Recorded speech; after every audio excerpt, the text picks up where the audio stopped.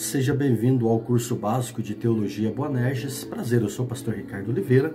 Estamos aí no nosso 29º módulo, falando sobre a homilética.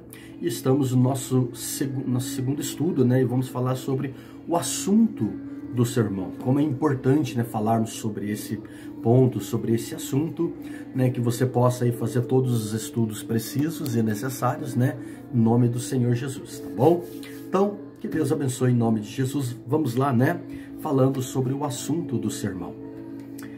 Bom, o sermão, ele pode ter um texto e pode também não ter, tá?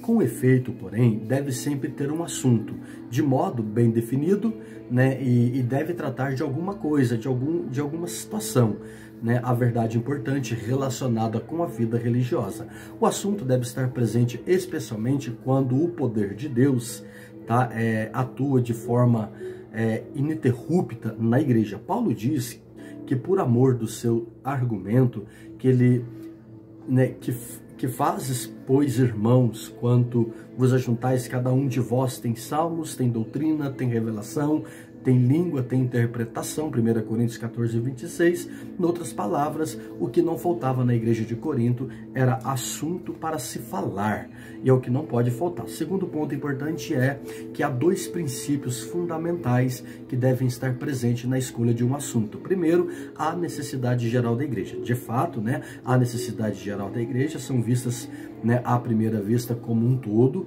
e elas absorvem um assunto doutrinário, né, ou um princípio ético, tá? Problema moral, pessoal ou social. Uma necessidade humana, como a de ser salvo, encorajado, ou até mesmo guiado na vida religiosa, e daí por diante, então, esses assuntos vão se desenvolvendo dentro daquele contexto que é preciso e necessário, e as necessidades individuais. Essas necessidades individuais são de natureza preeminentes. Na maioria das vezes, essas necessidades não estão expostas com as outras necessidades comuns da nossa vida. Devemos também buscar a orientação divina. De fato, o pregador ideal e compassivo, ele não confia apenas nas suas habilidades, discernimento, conhecimento, sabedoria, enfim, ele confia também na sua busca para com Deus, na sua posição para com Deus, na dependência do Espírito Santo, na dependência da palavra do Senhor. Temos também a versalidade que Paulo vai falar. Parece que o assunto, à luz do contexto, né, parafraseando, o apóstolo Paulo, ele vai avaliar um método mais apropriado para o momento. Então ele vai dizer o seguinte: o sermão lido, né, a palavra está junto de ti, Romanos 10, 8, parte A. O sermão recebido, dando a mesma continuidade na colocação, Romanos 10, 8, parte B. E o sermão emboçado, que a palavra está no teu coração, Romanos 10, versículo 8, parte C. Veja que num único capítulo, né, e o versículo, há vários assuntos a serem tratados, né, que podem ali ser esmiuçados dentro do contexto. Esse sermão é improvisado, né, orando por mim, para que seja dado no abrir da minha boca a palavra. Efésios 6,19, no sermão improvisado, dizia Crisótomos, Deus fala muito, e o homem tem que falar pouco. Para concluirmos, penso eu, o que a Bíblia diz, porque em parte conheçamos sermões esboçados e em parte profetizamos, sermões improvisados no decorrer da sua mensagem, 1 Coríntios capítulo 13, versículo 9, sermões para ocasiões especiais, tá? O sermão para casamento, né? Esse sermão para casamento trata-se mais de uma mensagem prática, cheia de várias recomendações e orientações. O assunto principal do sermão do casamento, né, ou nupcial, está baseado, né, nas alúvias, ou seja, nos tais acontecimentos. O pregador, nesse caso, deve ter uma ampla liberdade de escolher o texto ou a passagem, ou permitir que os noivos escolham. O sermão para aniversário, né? Sermões para aniversário, bodas, outras ocasiões festivas, varia de uma forma de apresentação para outra, tá?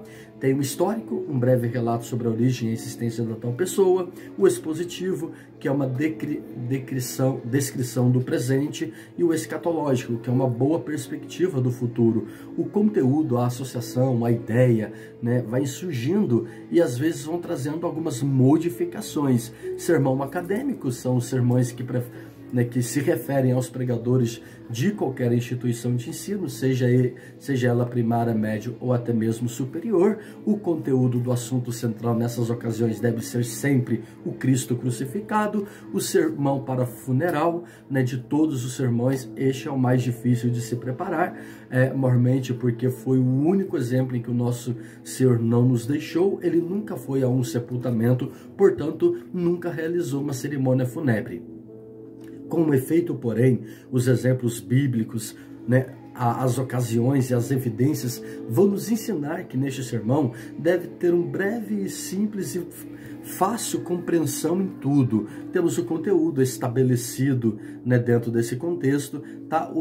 E dentro do conteúdo, frequentemente, os pedagogos, os que ensinam a palavra de Deus, eles se preparam, se posicionam. O livro sem palavras, um dos métodos mais atraentes e intuitivo para se falar, né, a imaginação da criança ao seu coração, é a sua consciência, e é um livro sem palavra. Este livro geralmente é constituído numa cartolina ou em outro material apropriado. O seu número, né, de página deve ser no geral 5, pois no sermão normal isso significa 5 divisões principais, e cada página deste livro contém uma cor diferente, tá? A página dourada, ela está falando do céu. A página preta, ela está falando do pecado. A página vermelha, ela está representando o sangue de Jesus. A página branca, ela representa um coração limpo, e a página verde, ela representa uma vida que vamos receber quando aceitamos o Senhor Jesus na nossa vida e no nosso coração.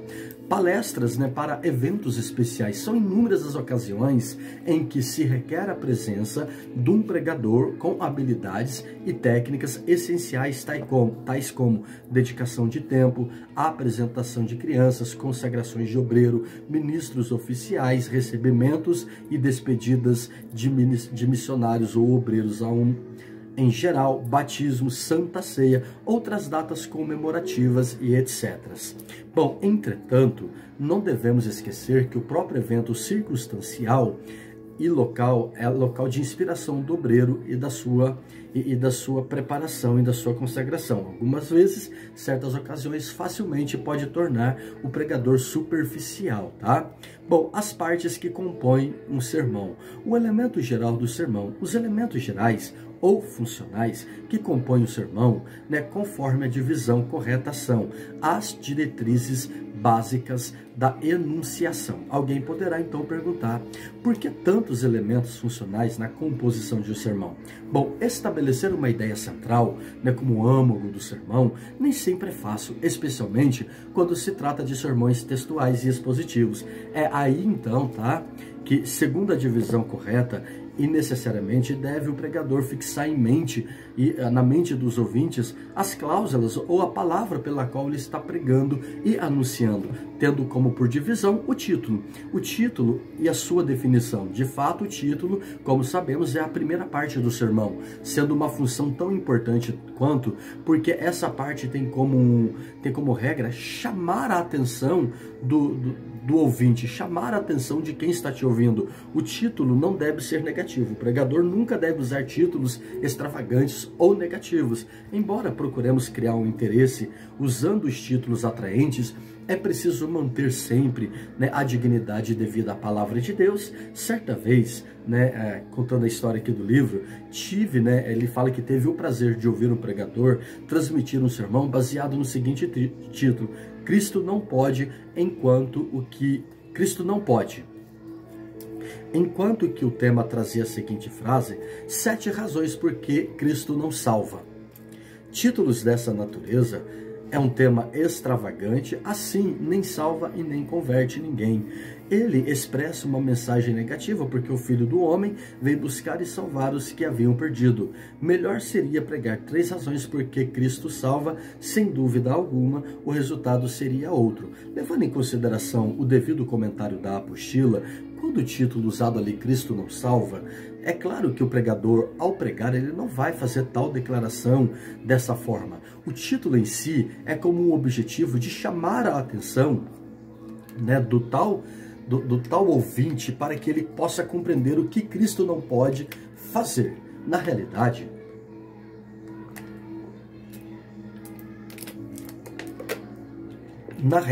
sabemos que Cristo pode tudo e todas as coisas, mas também bem sabemos que a nossa posição, nosso comportamento pode interferir muito nessas decisões. Porém, né, só trazendo uma não concordância dessa afirmação, porque alguns títulos negativos não quer dizer que o assunto em si vai ser negativo. O fato do título ser negativo, ele só está chamando a atenção, né, do ouvinte para ver o que vai ser dito a partir dali. Então você pode ficar tranquilo quanto a isso. Falo, né, com toda a certeza do meu coração. Não estou anulando a palavra de Deus e nem desmerecendo-a e nem desrespeitando-a. Eu estou simplesmente querendo de alguma forma chamar a atenção do ouvinte para que ele possa compreender o que Cristo pode ou não pode fazer na nossa vida a partir dali. Bom, a divisão do título. O título pode ser segundo a divisão correta, local, geral ou intermediário. Local, quando se depende apenas do assunto, da obra literária. Geral, quando encabeça outros títulos a partir dali. O intermediário é quando vai transitando entre o título local e o título geral. O título intermediário também pode ser definido como sendo um subtítulo. O subtítulo, quando é uma parte apenas do título geral, também pode ser chamado de o título parcial. De acordo com as regras, né, homiliásticas, o título deve ser breve. Há ocasião em que é necessário usar a sentença completa, mais concisa. A natureza do título. A natureza do título pode ser declarativa, interrogativa e afirmativa ou exclamativa. Biblicamente falando, pode ser apresentado nesse parágrafo o seguinte: o declarativo, o que Deus não pode fazer. É uma curiosidade que vai ser lançada, tá? Tito 1:2, interrogativa, aonde está Jesus? É uma vontade de conhecê-lo. Mateus 2:2, afirmativa, Jesus foi e voltará. Há evidência e certeza nisso. João 14:13. 3. A exclamativa, para mim o viver é Cristo. Determinação, Filipenses 1:21. A escolha do título na homilética, a escolha do título deve ser mais um assunto particular do que de cada pregador, porque cada um vai montar um texto, vai montar um assunto, uma informação pela qual vai trazer para que quem está ouvindo compreenda o que está sendo dito e falado ali naquele assunto, tá bom? O tema, falando sobre o tema, a síntese do assunto. O tema é a segunda parte do sermão e ela vem depois do título pela ordem correta. E é a síntese do assunto em discussão. Ela vem de uma raiz grega que é tema, que significa ponho ou coloco, guardo ou deposito, trazendo assim uma ideia de algo que está dentro ou no meio de alguma coisa ou dentro de um sermão. Em síntese, é exatamente esta, né, a posição do seu tema. A sua posição técnica do sermão vai encontrar o título dentro desse texto, o tema e a sua função. A função do tema é sintetizar o assunto, é personificá-lo. Por isso, o tema é o nome do assunto que vamos tratar ou a síntese do conjunto deles, enquanto o assunto, né, ele passa então a construir, né, o corpo do sermão propriamente dito e vai sendo argumentado dentro daquele conteúdo do tema. Em razão do tema, né, gravitar bem perto do título, alguns mestres da oratória chegam até a sugerir que o tema deveria vir antes do título e não depois. É verdade que em algumas passagens dos assuntos da Bíblia isso parece lógico, mas outras não. Portanto, o tema deve vir depois do título e não antes. Quando o tema é geral, pode servir de título. Em alguns casos, isso é natural, como, por exemplo, numa dissertação sobre né, sobre a morte de Cristo, no tema seria a morte de Cristo, enquanto que, nesse caso, o título deveria depois conter a seguinte frase: os sofrimentos de Cristo. Com efeito, portanto, o tema varia primeiro e o título depois, sem que alterasse as regras do procedimento. Mas, no contexto prático, o título deve vir mesmo em primeiro lugar, tendo o texto, que é a definição texto ou a porção, refere-se a uma passagem bíblica, um vocábulo ou um dito bíblico, tá? Dependendo da natureza do seu sermão, então, temos então, né, o texto que ele vai sofrer algumas alterações ali no uso da sua pronúncia. Temos o sermão textual, que é o texto, o sermão expositivo, que é toda a sua porção, e o sermão temático, que vai falar sobre a sua passagem, o sermão ilativo, que é uma referência, o sermão extemporâneo, que é uma palavra, o sermão da ocasião especial, uma frase. No sermão temático, muitas das vezes, o texto ele é substituído pelo tema central. Entretanto, ele deve ter o nome de passagem para melhor compreensão e o significado do pensamento. Dentro da literatura, né, na literatura, o texto é tudo o que está escrito. Na homilia ou na homilética, tá? O texto é o nome da porção curta da Bíblia que se toma, né, como base para um sermão. Neste sentido, então, o texto passa a ser apenas uma palavra, ou uma frase, ou um período curto informado sobre ela. Já a porção, ela é extensa, usada no sermão expositivo para incluir versículos e até mesmo o capítulo todo. A introdução, tá? Tendo dentro desse comportamento, os exórdios, que a introdução é a parte inicial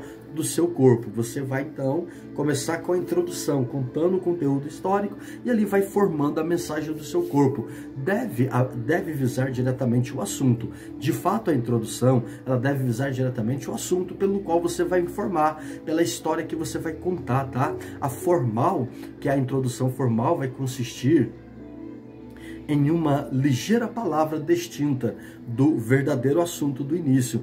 A não formal é a introdução, consiste, né, na formal atual, no início do discurso. A primeira era para levar a invocação, a segunda para preparar a divisão. Os oradores mais exigentes dividiam, né, a introdução em três partes, a saber, o exórdio, que é o prelúdio, a introdução central, que é a plataforma, e o introdutório, a entrada. Com o efeito, a parte final da introdução, né, deve se chamar introito. Entendendo então, né, que o introito, visto que ela é que vai dar entrada ao corpo de todo aquele sermão que está sendo ministrado naquele momento, o corpo do sermão dentro das suas definições. O corpo do sermão, conforme soa melhor, em termos práticos, tá? Entre os pregadores cristãos, é o conjunto de fatores, de ideias que vão trazer algumas provas e alguns argumentos arrolados pelo pregador. E esta argumentação, ela deve ser muito bem desempenhada ao mesmo tempo, né, mesclada com o sabor da graça de Deus. Somente assim o pregador pode, então, enquadrar, por exemplo, tipos do divino mestre. Dele se diz: todos se maravilharam das palavras de graça que saíam da sua boca. Lucas 4:22, nunca um homem algum falou assim, né, como este homem. João capítulo 7, versículo 46. Dependendo da coluna geral ou ambiental, esta parte do sermão, ou este conjunto de ideias, fatos, provas e argumentação, pode ser chamado também de a descrição, narração, dissertação, exposição, discussão, oração, explanação, argumentação, tese, proposição, prédica, o assunto, corpo do sermão, conteúdo da mensagem, o calor da eloquência, o centro da pregação, o âmago da oratória, o corpo do discurso, o desenvolvimento, né, o trato, o trópico central e etc. Algumas dessas expressões são apenas termos designativos, tá?